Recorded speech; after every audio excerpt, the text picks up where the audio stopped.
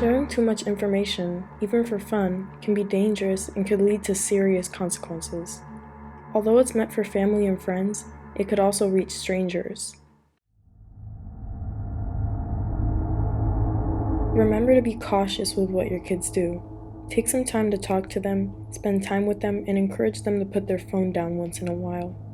Stop, be smart, and careful because what you show online isn't always right.